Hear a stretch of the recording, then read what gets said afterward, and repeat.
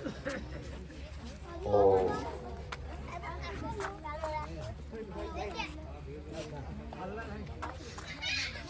ओम ओम श्री सद्गुरुदेव भगवान की जय। लगता है बहुत लोग खाना नहीं खा गया, खाना कोशिश लगाओ कि अगलो बगल वाले आ जाए। बोलिए श्री सद्गुरुदेव भगवान। कम तेजी से नवस्था वाले जयकारा लगाओ, तेजी से लगाओ, बगल वाला गांव तक आवाज जाए। बोलिए श्री सद्गुरुदेव भगवान जय। राजा रामचंद्र भगवान की जय। बाके बिहारी लाल की जय। ओम नमः पार्वती पतये हर हर महादेव। धरती माता की जय। संत समाज की जय। स्वामी दीनानाथ परमहंस महाराज की जय। सज्जनों, आज चित्रकूट के द्वितीय दिवस का सत्संग है। कल बड़ी मऊगंज में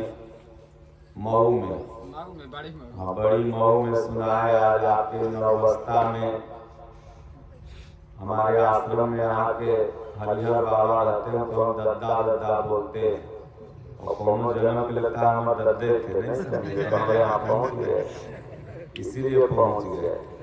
तो उन्हीं के गांव में ये सब भक्त लोग हैं। क्या नाम है? फूलचंद है, क्या नाम है? दुर्गेश, अखिलेश, साउंड वाला सब है। तो हम सोचे कि चलो भगवान का सत्संग करते हैं। तो कल मैंने बताया था अपने दादा गुरु के बारे में, और आज चित्रकूट की महिमा के बारे में बताऊंगा कि ये जो चित्रकूट धाम है, यहाँ पर प्रभु श्री रामचंद्र जी कितने दिनों तक रहे थे। साथ में यह भी बताऊंगा कि कामदगिरी पर्वत की जो परिक्रमा लोग करते हैं वो 4 खंड में क्यों है, 5 खंड में क्यों नहीं। यहाँ पर जो प्रमुख स्थान है उसके बारे में भी उल्लेख करेंगे, और चित्रकूट का आध्यात्मिक और भौतिक महत्व क्या है, इसकी आध्यात्मिकता क्या है, इस पर भी हम सब लोग चर्चा करेंगे। उसके पहले आइए हम सब लोग थोड़ा भगवान का कीर्तन करते हैं। आप लोग भी पीछे पीछे भगवान का कीर्तन करेंगे। बोलो जय सिया राम, जय जय सिया राम। बोलो जय सिया राम, जय जय सिया राम। बोलो जय गुरुदेव, जय गुरुदेव। बोलो जय गुरुदेवम, जय गुरुदेव। अब प्रभु कृपा करहु यही भांति। अब कृपा प्रभु सब तजी भजन करहु दिन राति।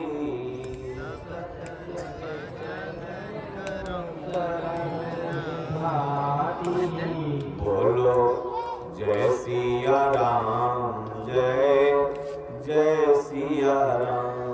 बोलो जय सिया राम, जय जय सिया राम। बोलो जय गुरुदेव, जय गुरुदेव। जय गुरुदेव, जय गुरुदेव। गुरु निराकार है, महिमा अपार है।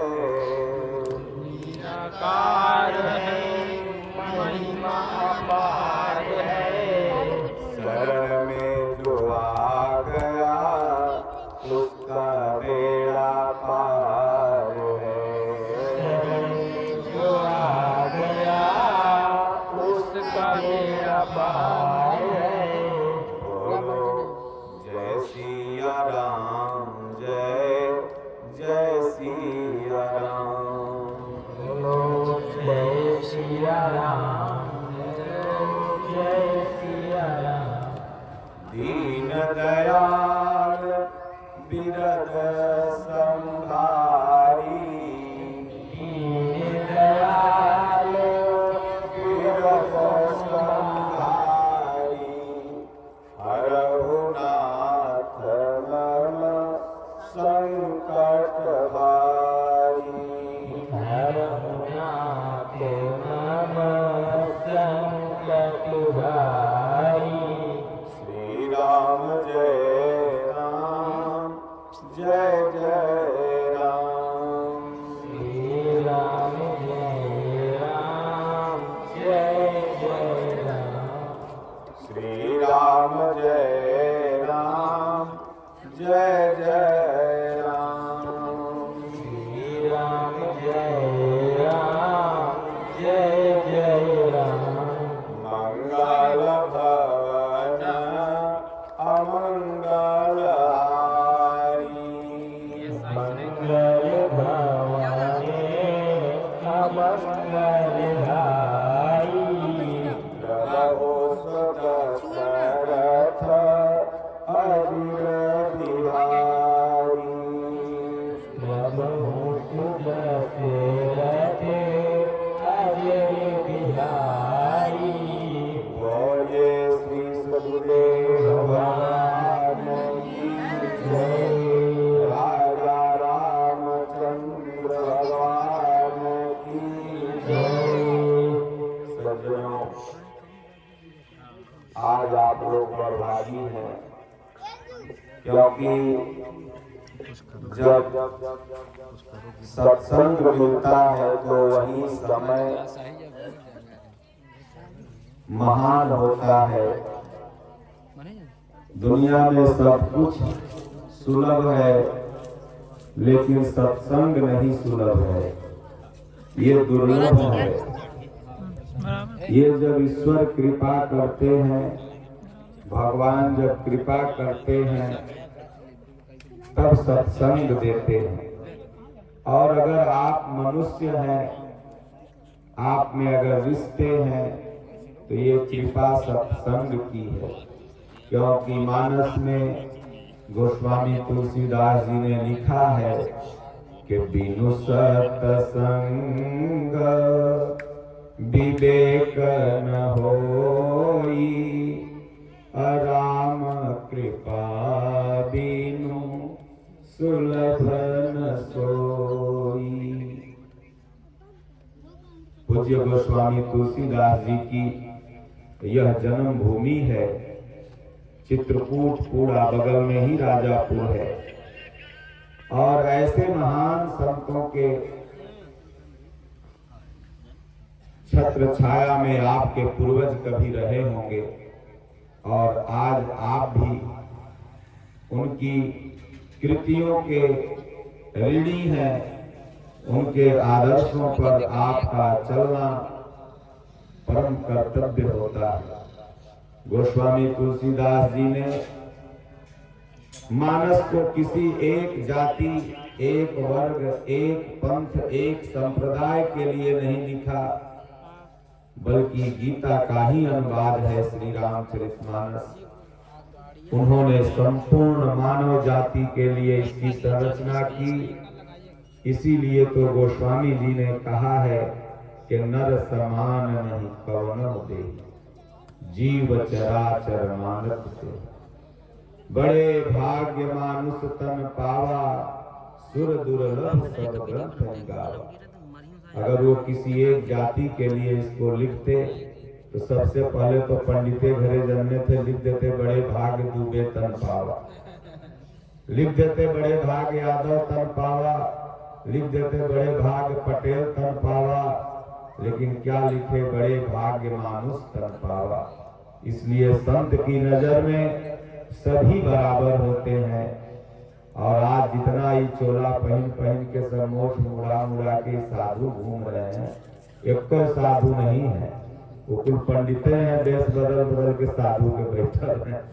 इसलिए साधु सब गुटखा मत खाओ, गुटखा खाया है कि सत्संग सुने रख दे। तो इसलिए नारायण के दया से सत्संग जो होता है ना, वो बड़े भाग्य से मिलता है। आप सोचोगे कि भाई सत्संग में गए 2 घंटा लगा, महाराज के प्रवचन सुने तो का मिला, वह प्रसादी मिली। अरे प्रसादी और शादी कुछ नहीं है, सबसे बड़ा आपको रहने जीने की कला मिली। आपको कैसे माई को माई बोलना चाहिए, कैसे पिता को पिता बोलना चाहिए। बिनु सत्संग विवेक न होई। अगर आप में विवेक नहीं है तो आप पशु हैं, पक्षी हैं। कुत्ता में विवेक नहीं है तब उसको नहीं पता चलता है कि कुतिया में बहन है कि माई है। लेकिन एक इंसान के अंदर विवेक है, इसलिए ये माई है, ये बहन है, ये साली है, ये सरहज है, ये मौसी है, ये काकी है, ये चाची है, और उसके साथ वैसा व्यवहार होता। ये रिश्ता जो है भाई बहन का या कोई भी रिश्ता ही केवल सनातन धर्म में है। और है कुछ जो रात दिन ईसाई बनते जा रहे हैं और बौद्धिस्ट बनते जा रहे हैं और क्या नाम है मुसलमान बनते जा रहे हैं, सब हिंदुए बन रहे हैं। उनमें रिश्ता नहीं है, वहाँ भाई बहन साथ ही ब्याह कर रहे हैं। इसलिए सनातन धर्म से महान धर्म कोई नहीं है। अगर इसलिए कोई आपको आए कि आप बौद्धिस्ट बन जाओ तो तुमको पैसा देंगे, ईसाई बन जाओ तो पैसा देंगे, तो कभी मत बनना। और पंडित जी लोग कहें कि राम मेरे हैं, कृष्ण मेरे हैं, तो कहना कि दिखाओ कहाँ तुहार हैं। भगवान तो सबरी के जूठा खाए। गीध अधम खग आमिष भोगी, गति दीनी जही जाचत जोगी। पूरे रामायण में वो पंडित जी का उद्धार नहीं किए, लेकिन न जाने कितने गरीब को तारे। तो वह भगवान श्री रामचंद्र जी पूरे, अगर उनका वनवास न होता तो ये चित्रकूट में कैसे आते। भगवान जानते हैं कितने दिन चित्रकूट में रहे हैं। 11 साल 11 महीना 11 दिन। 12 साल क्यों नहीं रहे भाई? 11 साल 11 महीना 11 दिन क्यों रहे? तो 5 ज्ञानेंद्रिय 5 कर्मेंद्रिय 1 मन, यही 11 होता है। और जो उसको वशीभूत कर लेता है वही राम को पहचान सकता है।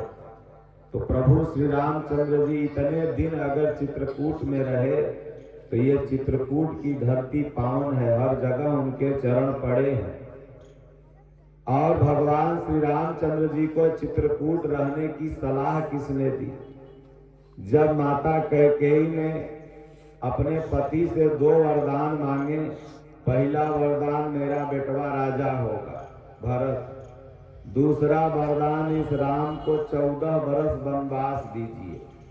देखिए कि 14 बरस वनवास गांव नगर में जाएंगे नहीं, शेर सियार खा लेगा तो भरत मेरा आकंटक राज्य करेगा। और ये भगवान की ही लीला है। कैकेयी अपने मन से नहीं मांगी थी। बचपन में भगवान जब कैकेयी माँ की गोद में खेल रहे थे तो कहा जाता है कि कैकेयी सुमित्रा और कौशल्या से ज्यादा प्रेम करती थी राम जी से। तो भगवान राम ने कहा कि माता, तुम्हारे मुखों के द्वारा इस जगत का कल्याण होने वाला है और तुम इतना मुझसे प्रेम करती हो, एक वरदान दोगी ना? तो उसने कहा तुम कुछ भी मांगो राम, मैं तुम्हें दूंगी। तो उन्होंने कहा वही 2 वरदान पिताजी से यही मांगना। तो लीला तो भगवान की थी। लीला करन चहत प्रभु जबहि, कारण खड़ा करतु है तबहि। जैसे माता सीता को भगवान ने कहा सीता अब वो समय आ गया है कहाँ पंचवटी में, जब 11 साल 11 महीना 11 दिन इस चित्रकूट में रह करके भगवान श्री रामचंद्र जी ये देखे कि अब भरत भी जान गया है और अयोध्यावासी भी जान गए हैं कि मैं कहाँ रह रहा हूँ, तो गाड़ी लेके दर्शन करने पहुंचिए जाएंगे सब। जैसे आप लोग छत्तीसगढ़ कैसे गाड़ी लेके पहुंच जाते हैं, चलो भाई महीना 2 महीना हुआ स्वामी जी के दर्शन कर आते हैं। तो भगवान ने सोचा कि यही भीड़ मचा देंगे, जंगल की शांति भंग होगी, क्योंकि चित्रकूट में अनेक ऋषि मुनि तपस्या करते हैं। इसलिए गोस्वामी जी ने लिखा भी है कि चित्रकूट के घाट पर भई संतन की भीड़, यहाँ अनेक संत हैं। अभी मैं गया था महोबा में, नरसिंह बाबा कितने महान संत थे, उनके नीचे भी न जाने कितने संत हुए। ऐसे महेवा में तो उसी तरह कई स्थान हमने घूमा और विचरण काल में भी मैं घूमा हूँ। और यों पूछिए कि परमहंस आश्रम का नींव भी चित्रकूटे है, सती अनसुईया है, सती अनसुईया है।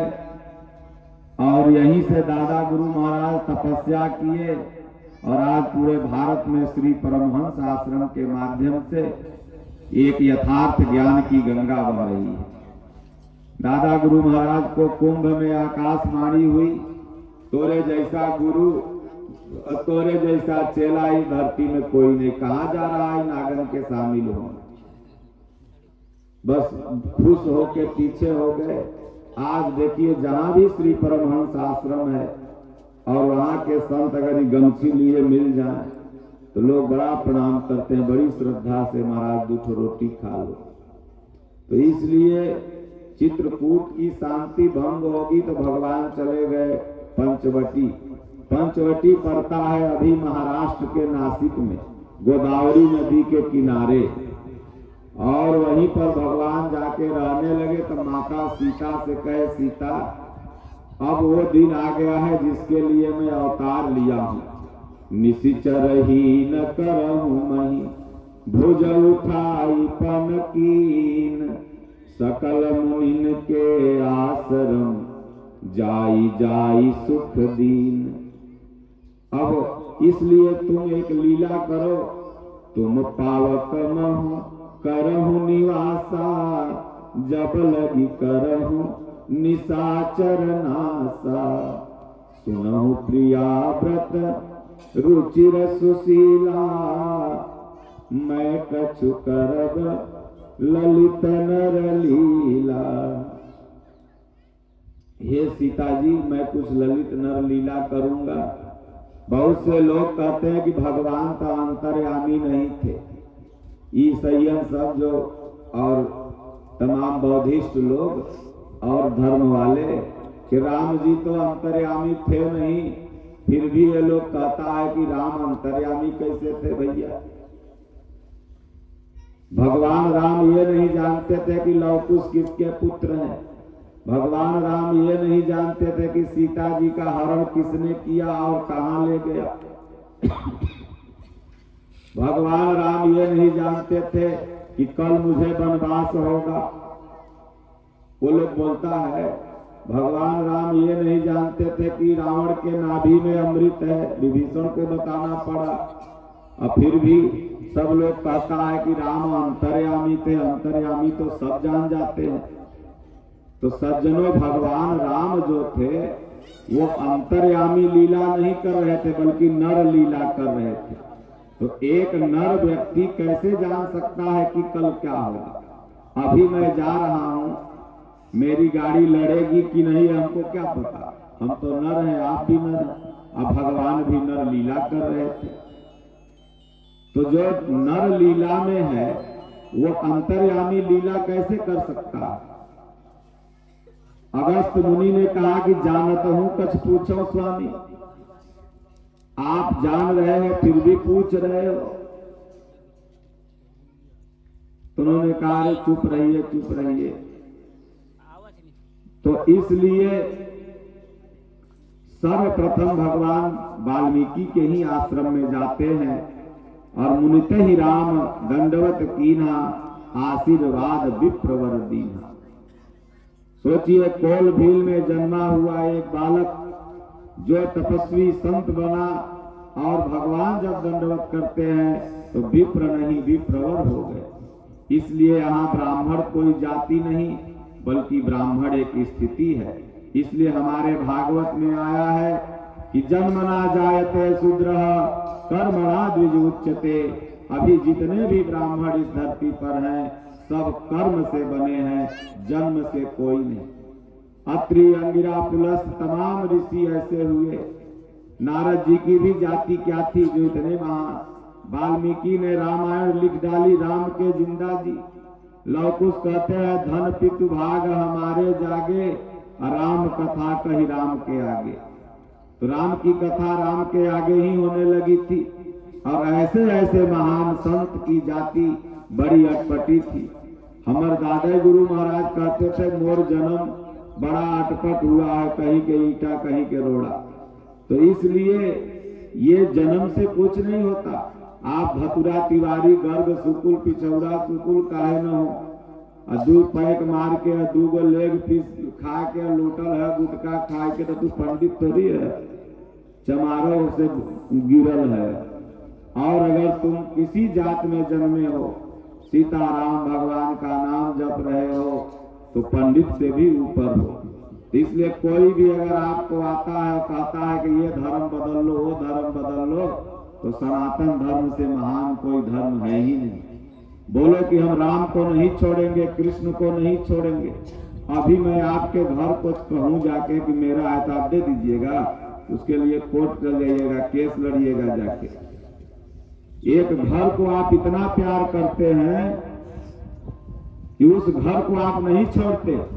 लेकिन कोई आपके काके कह दिया कि राम हमर है तो तुरंत छोड़ के ईसाई बन जाइएगा, तुरंत छोड़ के बौद्धिस्ट बन जाइएगा कि उसके लिए केस लड़िए कि चलो इलाहाबाद हाई कोर्ट तक चलेंगे। कैसे राम तुम्हारे हो गए? राम तो सबके हैं, प्रूफ बताओ। रामायण और गीता कहती है कि भगवान सबके हैं और सब जगह हैं। हरि व्यापक सर्वत्र समाना, प्रेम ते प्रगट हो ही मैं जाना। तो इसलिए सज्जनों, यह चित्रकूट तपोभूमि है। यहाँ प्रभु श्री राम रहे हैं और पूर्वज वनवासी आदिवासी बन के उनकी सेवा किए हैं। और दादा गुरु महाराज को जब वो कोल भील ऊपर मध के छत्ता उतार रहे थे, मना किया तो बोले बाबा कुल कब्जा कर लेते हो जंगल। तो महाराज बोले रे तुम लोग हिंसा अगर करना है तो मेरे कुटिया से बाहर करो, सती हंसुइया से, अंदर में जीव हत्या मत करो। तो बाबा मोर जीविका है, कैसे तो बोलते हैं इधर के लोग, बाबा कुल कब्जा कर लेता। तो कहचा रो उल्टा माला फेंकते हैं तो लगी आग लगने घरों में, कई मर भी गए। तब गांव के पंडित जी थे तो उनके पास सब गए, बोले मोर को बोले में आवत है, चलिए साधु लगत है कुछ कर दिया है। तब वो पंडित जी आए, बोले प्रभु ये लोग तो भगवान रामों का बर्तन चुरा लेते थे, लेहू बासन बसन चोराई, तो माफ करें। तो दादा बोला कि अब साधु के न सतई है, तो सब कहा नहीं महाराज अब न सताएंगे। तो पूर्वज कहीं न कहीं से भगवान का सेवा भी किए हैं, उनके साथ खिलवाड़ भी किए कि भगवान ने सबको प्यार दिया। सोचिए कि वनवास की अवधि में सबसे ज्यादा अवधि भगवान ने यही बिताई। और इसलिए गोस्वामी जी ने कहा कि मंदाकिनी क्या है, चित्रकूट क्या है और कामदगिरी पर्वत क्या है। क्या वो पहाड़ का नाम कामदगिरी है? कबीर साहब ने कहा कि पाथर पूजे जो हर मिले तो मैं पूजू पहाड़, आते तो चाकी भली के पी सिखाए संसार। अरे भाई भगवान वो कामदगिरी पर तपस्या कर दिए, रह दिए, इसलिए वो पूजायमान हो गया। इसलिए नहीं कि ओकरे पहले भी तो चित्रकूट था, लेकिन जानता कौन था? प्रकाश में तब आया जब भगवान 11 साल 11 महीना 11 दिन रह के चल गए। काशी उसके पहले थी, लेकिन शिव ने जब तपस्या किया तब प्रकाश में आई। गया उसके पहले थी, लेकिन जब भगवान बुद्ध ने तपस्या किया तब प्रकाश में आई। अयोध्या तो आज के समय की थी, लेकिन प्रकाश में तब आई जब भगवान राम वहां पैदा लिए। तो ये महापुरुषों से तीर्थ बनता है, तीर्थों से महापुरुष नहीं बनते। तो चित्रकूट तो उस समय था, तभी न अयोध्या से निकले थे, इधर चल दिए बनवास। तो माता कैकेयी ने भगवान को अगर बन न दिया होता तो आज ये धाम क्यों बनता। चित्रकूट में नाना तरह के संत क्यों किसी किसी पहाड़ की गुफाओं में बैठ के तपस्या करते मिलते। कैसे दादा गुरु महाराज जैसे महापुरुष यहाँ आते। तो इसलिए कैकेयी ने वही किया जो राम ने चाहा। इसलिए मानस में एक पंक्ति बाबा ने लिखा है कि होई हई वही जो राम रुचि राखा। वही होगा जो राम को अच्छा लगेगा। हमारा तोरा अच्छा लगने से दुनिया में कुछ न हो। अब उसी राम को कोई खुदा कहा, कोई गॉड कहा, कोई परमात्मा कहा, कोई ईश्वर कहा। जैसे पानी को कहीं तनी, कहीं वाटर, कहीं पानी, कहीं जल, भाषाओं के हिसाब से नाम बदल जाते हैं। तो क्या पानी बदल गया? पानी पीने से प्यास तो नहीं बुझेगी। तो उसी तरह से भगवान बदल नहीं जाता। वह सुपर पावर का नाम अलग अलग हो सकता है, लेकिन वह एक है। इसलिए कहा गया एको हम द्वितीयो नास्ति। इस संसार में उसके सिवा किसी का अस्तित्व ही नहीं है। वो जिसको चाह रहा है, नचा रहा है, वो मेरे में भी बैठा है, आप में भी बैठा है, मुझसे बोलवा रहा है, आपसे सुनवा रहा है। इसलिए संसार में उसके सिवा तो कुछ है ही नहीं। इसलिए सिया राम मैं सब जग जानी, करहु प्रणाम जोरी जुग पानी। सब के अंदर अपने राम को देखो। ये आज जो मुर्गा बकरा बकरी ये सब बलि देते हो देवी जी को, वो देवी जी नहीं खाती हैं। खाए के है अपने पंडित लोगन के, तू लोगन के, तो कहेगा देवी जी बलि खा रही है। कुल काट बांट के तो अपने खा ले, कहे लेग पीस रही है। अब तोर जब लेग कटा है, टूटा है, तो बड़ा दर्द हो, और दूसरे के लेग पीस मंगाते हैं। बलि क्या है? अपने बुराइयों की बलि दो, खैनी खाने की बलि दो, गुटखा खाने की बलि दो, झूठ बोलने की बलि दो। इसलिए अगर इस सत्संग पंडाल में आए हो तो अपने अंदर जो निगेटिव चीज है उसका यहाँ बलि दे देना, और जो हम अच्छा बोलेंगे उसको लेकर अपने जीवन में ढालना। डॉक्टर अगर गए हो तो दवाई देगा और उसके साथ साथ परहेज बताता है, और दवाई भी नहीं खाओगे, परहेज नहीं करोगे तो फिर क्या ठीक होगा बीमारी। इसलिए सदगुरु वैद्य वचन विश्वासा, संजम यह न विषय करियासा। वैद्य का और सदगुरु के वचन का विश्वास जब तक नहीं करेंगे आप, तब तक ये रोग नहीं जाएगा। यही विधि भले सो रोग न साही, अनाही तो कोटि जन्म नहीं जाए। तो सज्जनों, कहा गया है कि राम कथा मंदाकिनी, चित्रकूट चितचार, तुलसी सुभग स्नेह वन, श्री रघुवीर विहार। पूरे मानस का गूढ़ पंक्ति और पूरे चित्रकूट का गूढ़ मर्म यही दोहा करता है कि मंदाकिनी क्या है? मंदाकिनी किसी नदी का नाम है जिसमें जाके नहा लोगे तो सब पाप कट जाएगा। गंगा किसी नदी का नाम है जिसमें नहा लोगे तो पाप कट जाएगा। ये नदियां तो पवित्र इसलिए बनाई गई कि ये जड़ी बूटियों से घर्षण करके निकला हुआ पानी था। जैसे आप महेवा का पानी अगर पी लो, नहा लो तो बड़ा फायदा करता है पेट में। क्यों? क्योंकि ये जड़ियों के घर्षण से ऊपर से पानी आ रहा। उसी तरह से गंगा नदी की उत्पत्ति जहाँ गंगोत्री से हुई है, वो एरिया जो है वो कौन सी एरिया है? वो जड़ी बूटी का खान है। तो वो पानी जब निकल के आता था तो पानी शुद्ध रहता था, मंदाकिनी का पानी शुद्ध रहता था। तो लोगों ने कहा इसमें स्नान करोगे तो पाप कट जाएगा। तो पाप कटे चाहे न कटे, कुछ बीमारियां जरूर कटती थी उसमें नहाने से, चर्म रोग इत्यादि। क्योंकि पहले इतनी हाई क्वालिटी का मेडिसिन नहीं होता था, तो जड़ी बूटी औषधि से ही इलाज होता था। तो नदियों का महत्व इतना ही हो सकता है। लेकिन जो गोस्वामी तुलसीदास जी की मंदाकिनी है, जो गोस्वामी तुलसीदास जी का कामद गिर जाई, का प्लस मद प्लस गिर, गिर माने पर्वत और गिर माने गिरना भी होता है।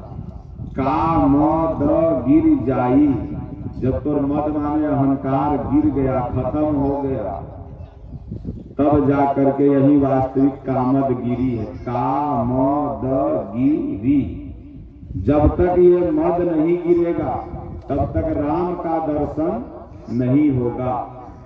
जब तक है मैं इस जात का हूँ, मैं कुल का हूँ, मेरा गोत्र बढ़िया है। अरे भाई, भारत में जितने सनातनी हैं सबका गोत्र क्या है? ऋषि पुत्र है सब।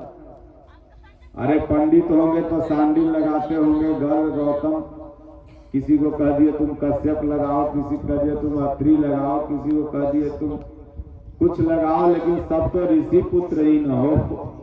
सबका गोत्र क्या है? कोई न कोई ऋषि ही है। तो सब सनातनी तो ऋषि पुत्र हो। तो इसलिए जो जात पात को बनाई गई है, ये बेटी रोटी के लिए, अपना बिटिया का शादी विवाह अपने जात में करो, खान पान न्योता हकारी अब तो सब जगह होता है, प्रेम की बात है। लेकिन लोग जहाँ तक मेल संबंध है, कोई जात का होगा अपने में न्योता बांटते हैं। अब पूरा विवाह होगा, पूरा गांव को खिएगा, खिया के औकाते नहीं है। इसलिए कहा गया बेटी रोटी के लिए जातियां बना दिया गया, जिससे मन भर रहा उसको बुलाओ, नहीं बुलाओ। लड़ने के लिए नहीं बुलाया गया कि तुम नीच हो और मैं ऊंच हूं। गोस्वामी जी ने कहा बड़े भाग मानुष तन पावा, सुर दुर्लभ सब ग्रंथ ही गावा। बड़े भाग पंडित तन पावा नहीं, बड़े भाग दूबे तन पावा नहीं, बड़े भाग मानुष तन पावा। इसलिए सब एक होंगे तभी जाकर के ये क्या नाम है, हमारा जो सनातन धर्म है ये सुरक्षित हो सकता है। नहीं तो एक भी ईसाई विदेश से नहीं आए हैं, सब आपके सगे भाई हैं। जिनको आपने कह दिया कि तुमसे मेरी रोटी छुआ रही है, उसको आके वो गले लगा लिए और ईसाई बना लिए। जिनको आपने कह दिया कि छूने और खाने से धर्म नष्ट होता है, तो गांव का गांव मियाँ का छुआ खा के ईसाई बन गया। ये मैं नहीं, मुसलमान बन गया। ये मैं नहीं कह रहा हूँ, इतिहास है। उत्तर प्रदेश में ही एक हमीरपुर जिला है, वहां जाके देखो और छोड़ो उतना, अपने तहसील में जाओ और जितने मियाँ हो उनका खतियान खाली निकलवाओ। खतियान जानते हैं ना, 5-7 पुस्त पहले का जो खतियान होता है, समझ रहे हैं आप?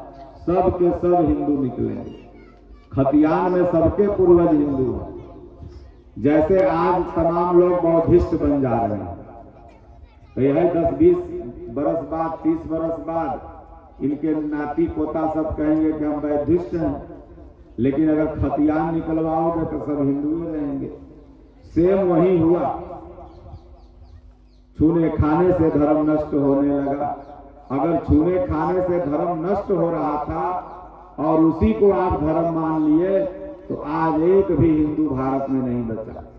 क्योंकि ये टेंट अगर अभी कोई मियाँ बुक करेगा तो ये करेगा, और उसके यहाँ भी अपना टप ले जाएगा, और उस टप में हो सकता है वो गोमांस भी बनाएगा। और वही टप फिर तुम अपने बिटिया की शादी में करके पूरी और दुनिया बनाओगे। किसी होटल में खाना खाने जाते हो तो पूछते हैं कि तुम पंडित हो कि मियाँ हो, उसके होटल में खाना खा के आते हो, तब तो सब धर्म बदल गया। तो सज्जनों, छूने खाने से धर्म नहीं नष्ट होता। हम मरेंगे तलवार से, हमारा धर्म मर गया छूने से, तो भला बताओ धर्म आपकी रक्षा क्या करेगा। इसलिए भगवान राम, भगवान कृष्ण, भगवान शिव ने एक ही संदेश दिया मानवता का। भोलेनाथ कहते हैं कि उमा कहूं मैं अनुभव अपना, सत हरि भजन जगत सत सपना। और जो श्री रामचरितमानस है ये भोलेनाथ की वाणी है। ये गोस्वामी तुलसीदास जी कहते हैं मेरी वाणी नहीं, यही अमर कथा है। आज तक कोई पंडित नहीं बता पाया कि अमर कथा क्या है। ये श्री रामचरितमानस ही अमर कथा है, क्योंकि रचिन महेश निज मानस राखा, पाई सुसमय शिवासन भाका। और वह कथा संयोग से आपके इसी चित्रकूट नगरी के राजापुर के गांव से एक ऐसा बालक जिसको घर का दरवाजा देख के लोग बंद कर देता था, मुंह नहीं देखना चाहता था, जिसे ज्योतिषियों ने कह दिया कि ये तो पापी है, जन्मते ही जो राम बोले वो पापी है, क्या हो सकता है ऐसा, वो तो पुण्यात्मा है। लेकिन उन लोगों ने देखा कि लगता है मेरी पोथी पकड़ी बंद कर देगा, ये है पुण्यात्मा, इसलिए ऐसा करो कुचक्र के मर जाए। लेकिन जाको राखे साइया मार सके ना कोई, बाल न बाका कर सके जो जग बैरी हो। ऐसे महापुरुष गोस्वामी तुलसीदास जी ने उस अमर कथा को हिंदी में लिख डाला। आज वो घर घर गाई जा रही है। जिसे लोग अपने घर के दरवाजे पर नहीं आने देता था, आज उसकी किताब घरों में लाल कपड़े में बांध बांध करके रखी जा रही है और गाई जा रही है। ये होता है राम नाम का प्रताप। इसलिए गोस्वामी जी ने कहा है कि तुलसी तुलसी सब कहे, तुलसी बन की घास, कृपा हुई रघुबीर की, बनी गयो तुलसीदास। कोई पंडित के कृपा से नहीं, कोई बाबू साहब के कृपा से नहीं, कृपा हुई रघुबीर की, राम की कृपा हुई। गुरु महाराज को भेज दिया, नरहरियानंद आए, उठा के ले गए, पढ़ाए लिखाए, लेकिन बियाहे का बड़ा मन था। आए घरे, एक पंडित जी के यहाँ सानी भूसा करने लगे, पंडित जी ने बियाह करा दिया। वो जमुना उस पार बियाह हो गया, इधर राजापुर उधर ससुराल। अब लड़की के विदाई करवे न कर, गांव वाला कहे बड़ा साधु बनता था, देखो मेहरारू वाले ससुरा एक मिनट घरे में से बाहर निकलिए नहीं रहा। एक दिन क्या हुआ कि भाई आया, जबरदस्ती उठा के ले गया। वो गए थे मार्केट, कहीं सब्जी होगी। अब मार्केटों इधर जब इतना अभी दूर है, अब यहाँ का मार्केट मऊ 50 किलोमीटर लगता है, अगल बगल के मार्केट मऊ। तो उस समय तो और भौगोलिक स्थिति गड़बड़ रही होगी। अब वो गए थे सब्जी साग क्या लाने, भाई आया लेकर चला गया। आए तो पूछे, बोले भाई ले गया। अब क्या करें, शाम में तो नाएं बंद हो जाती है। उठे तुलसीदास जी, गए तो देखा उनको तो पत्नी दिखाई दे रही थी। अब मुर्दा है कि नाई है कि केला के खम्मा है का पता। और जमुना के किनारे रहने वाले तैरने भी जानते हैं, बेड़ा बना के उस पार भी जाना जानते हैं। भगवान राम को भी बताए कि बेड़ा बना लीजिएगा। एक बार तो केवटनाय से उतार दिया, लेकिन जब जमुना पार जाना गया तो बेड़े पर पार हुए। बेड़ा बना लीजिएगा और उस पार हो जाइएगा। तो सोचे कि केला ओला है, वहीं पर बैठ गए मुर्दवा पर, और घोड़े से ऐसे ऐसे करते। अब जमुना जी का पाट भी बहुत ज्यादा तो है, 1 किलोमीटर भी नहीं होगा, 800-900 मीटर होगा। उस पार चले गए। उस पार गए तो बरसात का महीना, लह लह असढ़िया सांप। इधर सांप बड़े विषैले विषैले हैं, और असढ़िया सांप तो ट्रक में अगर बांध दो और बुलेरो से खींचो तो अगर फन टूट जाएगा, लेकिन सरल छोड़ता नहीं, बड़ा जिद्दी होता। और जब पोंछ पकड़ के लगे चढ़ने तो वो पकड़ लिया और बढ़िया से गिरी, चढ़ के ऊपर हो गए। ऊपर जाके जब दरवाजा खटखटाया तो कही, अरे आपका देह महक रहा है, लगता कोई मुर्दा उर्दा से इस पार हुए हैं क्या। गंधा रहा है। बोले कह रहे ऊपर कैसे आए? बोले तुमने रस्सी लटका रखा है ना, तो लाइट मोमबत्ती जलाई तो सांप खून बेचारा फेंक रहा था। बोले जितना हमसे प्रेम कर रहे हो ना, उतना ठाकुर जी से, राम जी से करते हो, तो हाड़ मांस के शरीर से क्या प्रेम करते हो? बड़े विद्वान बने। शरीर क्या है? आज जैसा मैं दिख रहा हूँ कल नहीं दिखूंगा। पूर्वज बैठे, ये लोग कितना स्मार्ट बोलते रहोगे बचपन में। आज सब कहता होगा कहीं डाई कर लो बाबा तो बढ़िया दिखो। तो इसलिए तो शरीर बदलते जा रहा है। बोले हाड़ मांस के शरीर पर इतनी ममता। बोले धन भाग तुम हो गए गुरु, हम हो गए चेला। कूद गए छत से, निकल गए, फिर लौट के नहीं आए। राम को ही पालिए और अंत समय में इसी चित्रकूट नगरी में आए और राम का दर्शन इसी चित्रकूट पर हुआ। इसलिए चित्रकूट के कण कण में राम बसते हैं। तो राम कथा मंदाकिनी, ये भगवान की कथा ही मंदाकिनी है। चित्रकूट चित चारु, मंदाकिनी की जो परिक्रमा आप सब लोग किए होंगे तो 4 चरण में है। 4 द्वार है ना, 1 2 3 4 लिखा रहता है, तृतीय चतुर्थ। तो राम कथा मंदाकिनी चित्रकूट चित चारु, ये हर कैटेगरी के 4 कैटेगरी होती है। जैसे गाड़ी है तो इसकी 4 कैटेगरी है। लो मॉडल, हाई मॉडल, एक हो गया पुराना सबसे मॉडल, और एक हो गया सबसे हाई मॉडल। तो उसी तरह चित्त के 4 चरण होते हैं भजन करने का। चतुष्ट अंतःकरण जिसको कहते हैं। पहले शुरू में जब आप चित्त भजन में लगाओगे नहीं लगेगा, कहीं इधर भागेगा उधर भागेगा। एक अवस्था ऐसी आएगी कि पूर्णतः लग जाएगा। तो इसका 4 चरण है।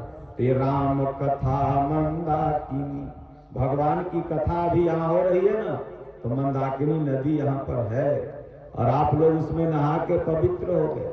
उस नदी में तो अगर कहीं इधर उधर एड़े बेड़े पड़ गया तो पत्थरा से माथे फूट जाए, और कहीं अगर ब्रेन व्रेन में लग गया तो मृत्यु भी हो जाएगी बाहरी मंदाकिनी में। लेकिन इसमें जितना डूबोगे उतना तर जाओगे, और उसमें डूबोगे तो मर जाओगे। तो इसलिए गोस्वामी तुलसीदास जी की जो कथा है यही मंदाकिनी है।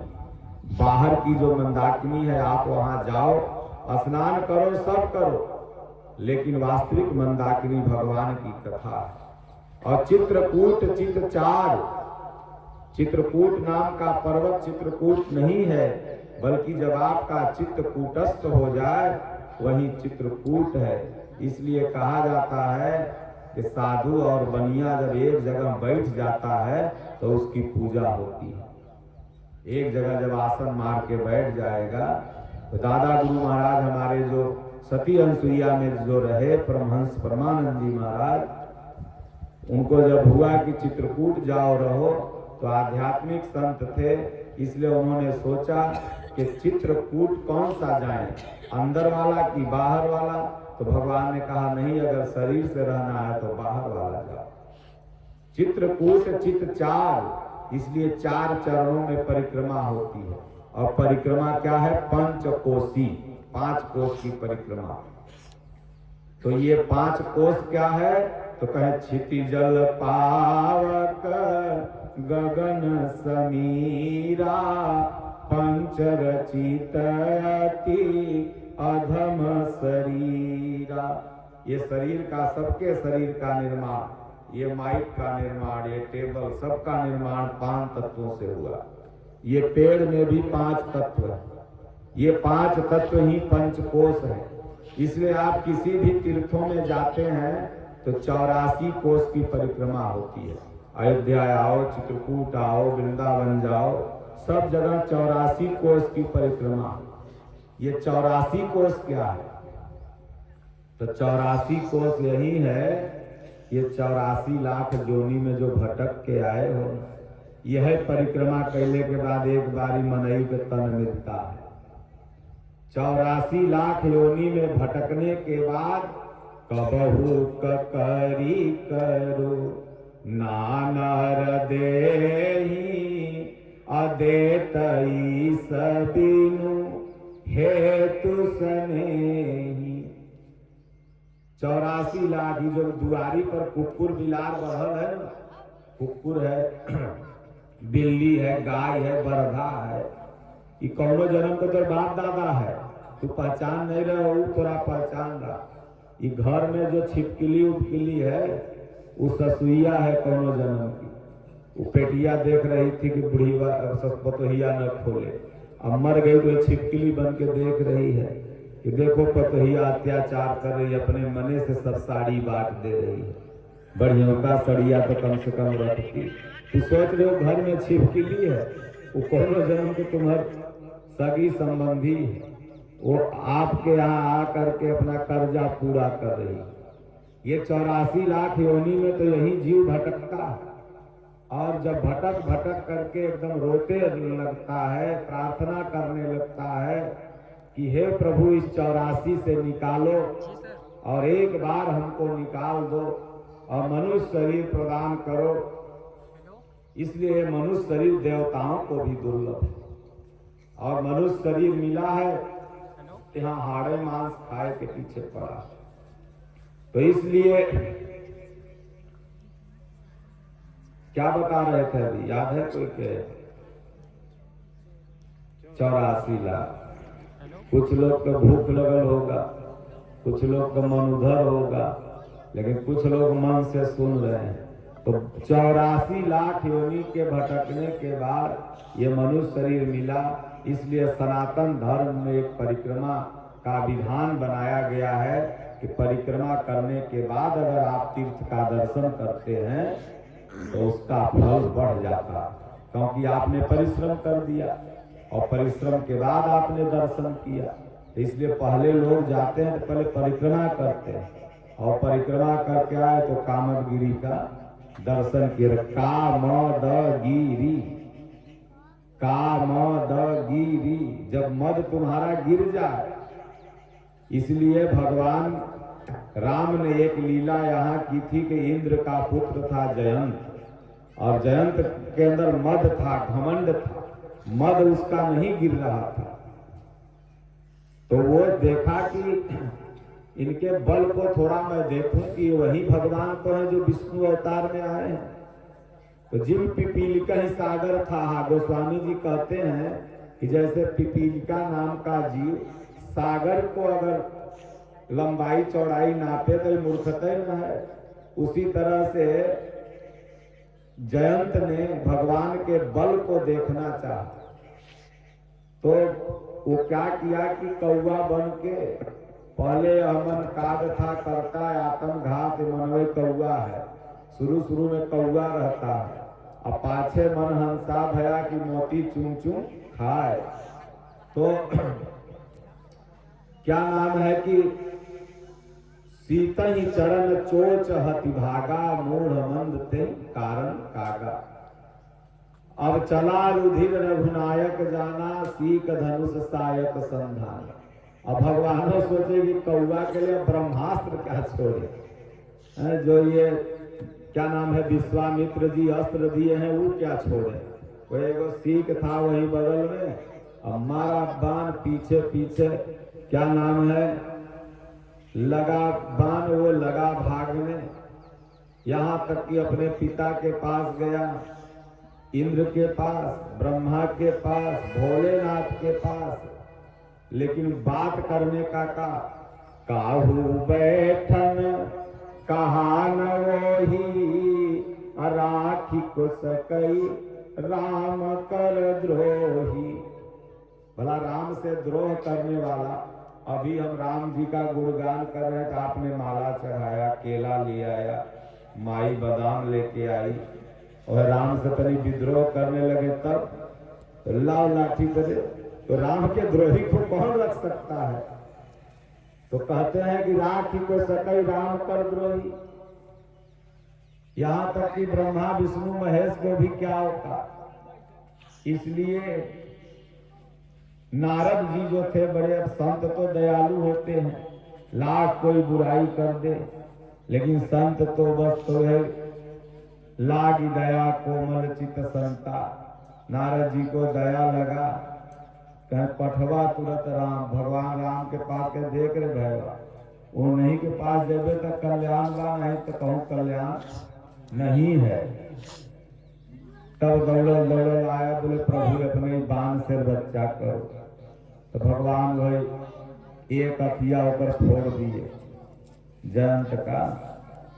अच्छा चलो, तो इसलिए वो भी घटना यही घटित हुई। तो का मद गिर जाई, जब तुम्हारा मद खत्म होगा, अभिमान खत्म होगा, गिर जाएगा, तभी जाकर के भगवान राम अपने चरणों में जगह देंगे। जब रावण का मद गिर गया तो उसने कहा जय श्री राम, भगवान का नाम जपा, जो उसके अंदर से एक ज्योति बढ़ गई, एक ज्योति निकला और भगवान में समाहित हो गया। सब देखते रह गए। भगवान राम ने कहा लक्ष्मण जाओ रावण से कुछ सीख ले लो। बोले इतने बड़े आतताई से प्रभु मैं क्या सीख लूंगा। बोले जाओ, मैं कह रहा हूँ ना, वो आतताई नहीं था, वो बड़ा ज्ञानी था। बोले आपकी पत्नी का हरण कर लिया और ज्ञानी था, मैं कुछ समझा नहीं। बोले नहीं, जैसे मैं लीला कर रहा था वैसे रावण लीले कर रहा था। मैं भी नकली सीता को वहां भेजा था, तो वो भी सोचा था कि पाप इतना बढ़ गया है और मैं भजन और माला फेरी हूं तो मुक्ति उक्ति मिली ना, इसलिए काहे ने भगवान से बैर कर ले। तो हम लीला कर रहे थे, सर्वा वो लीला कर रहा था, काहे से वो जन्म में हमारे चलवे न था। द्वारपाल प्रिय हरि के दो, जय और विजय जान सबको। तो इसलिए वो भी लीला कर रहा था, मैं भी लीला कर रहा था, जाओ कुछ ज्ञान ले लो। तो लक्ष्मण जाके सिरहाने के पास खड़े हो गए, रावण कुछ बोलवे नहीं किया। तो कहे प्रभु मर गया। बोले मरा नहीं है, चरण के तरफ जाके खड़ा हो। सीख तो चरण के तरफ दी जाती है। दुर्योधन सर के तरफ बैठा था, सत्यानाश हो गया। अर्जुन चरण के तरफ बैठा, पूरी महाभारत जीत लिया। तो जब तक चरणों में गिरोगे नहीं, कामद गिरी जाई, जब तक ये मद गिरेगा नहीं तब तक कामद गिरी के घुमला से कोई बैकुंठ तो नहीं मिलेगा। तो सज्जनों, रावण के सामने जब जाते हैं तो तुरंत उनका बाण धनुष लेके उन्हीं को ठेका देता है। कहता लक्ष्मण शत्रु मर भी गया हो तो उसके पास होशियार होके जाओ, कहीं अगर हल्को जिंदा रहेगा तो उतर के गोली मार देते। फिल्म में नकली बेहोश हो जाता है गद्दार सब, और हीरो पहुंच जाए तो उलट के गोली मारते हैं। इसलिए शत्रु के पास होशियार होके जाओ। और दूसरा, तुम समझ रहे थे कि हम प्रभु से बैर कर रहे थे, आना तुमसे पहले हम बैकुंठ मिलेंगे पूरा परिवार। 1 लाख पूत 1.25 लाख नाती, तारावन घर दिया न बाती।